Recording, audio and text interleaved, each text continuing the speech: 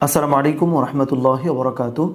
আজকে আমরা এমন 2 রাকাত নামাজ এবং এমন একটা আমলের কথা বলবো যে আমলটা আপনি যদি করতে পারেন তাহলে জীবনে আপনি যদি জিনার মতো এত ভয়াবহ গুনাহ করে থাকেন আল্লাহ সুবহানাহু ওয়া তাআলা আপনাকে কিন্তু মাফ করে দেবেন।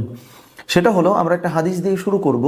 একবার নবী করিম সাল্লাল্লাহু আলাইহি ওয়াসাল্লাম বসে আছেন, তো এক ব্যক্তি এসে রাসূলুল্লাহ সাল্লাল্লাহু আলাইহি ওয়াসাল্লামকে খুবই হতাশার স্বরে বলতে আরম্ভ করলো যে ইয়া রাসূলুল্লাহ সাল্লাল্লাহু আলাইহি ওয়াসাল্লাম, আমি জিনা করে ফেলেছি, আল্লাহ কি আমাকে মাফ করবেন? তখন নবী করিম সাল্লাল্লাহু আলাইহি ওয়াসাল্লাম তাকে বললেন যে তুমি কি নামাজ পড়ো? তখন ওই লোকটি বলল, হ্যাঁ আমি তো নামাজ পড়ি।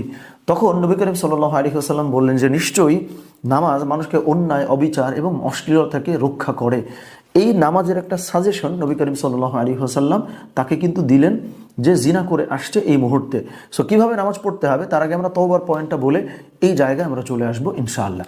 দেখেন, আল কোরআনে আল্লাহ সুবহানাহু ওয়া তাআলা জানিয়েছিলেন যে তোমরা যদি নিজেদের প্রতি জুলুম করে থাকো, কোনো অন্যায়, অবিচার, কোনো পাপ কাজ করে থাকো, লা তাকুনাতু মির রাহমাতিল্লাহ, তোমরা আমার রহমত থেকে, আল্লাহর দয়া থেকে নিরাশ হইও না।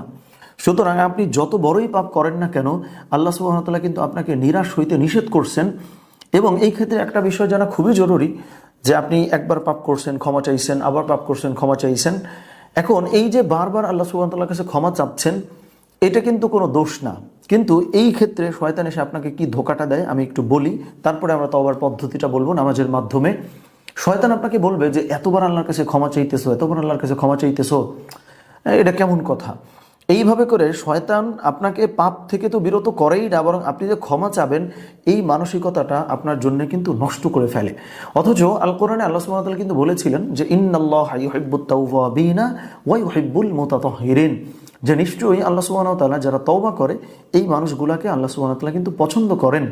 সুতরাং আপনি যদি জিনাও করে থাকেন, বড় কোনো পাপ কাজও করে থাকেন, সুন্দর করে উজু করেন, উজু করে 2 রাকাত নামাজ পড়েন এবং আল্লাহ সুবহানাহু ওয়া তাআলার কাছে এমনভাবে তওবা করেন যে আল্লাহ সুবহানাহু ওয়া তাআলা যেন মাফ করে দেন। তওবাটা কিভাবে?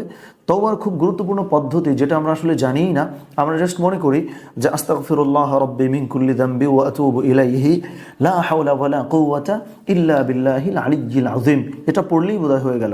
বিষয়টা কিন্তু তা না। বিষয়টা হলো তওবার মানেই হচ্ছে যেই পাপ কাজ আপনি আসলে করছেন এটার জন্য প্রথমত আপনাকে অনুতপ্ত হইতে হবে।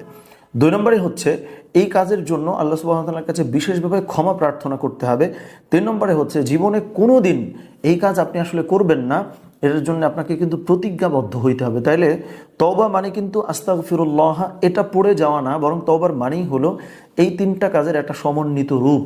তাহলে আমরা কি বললাম?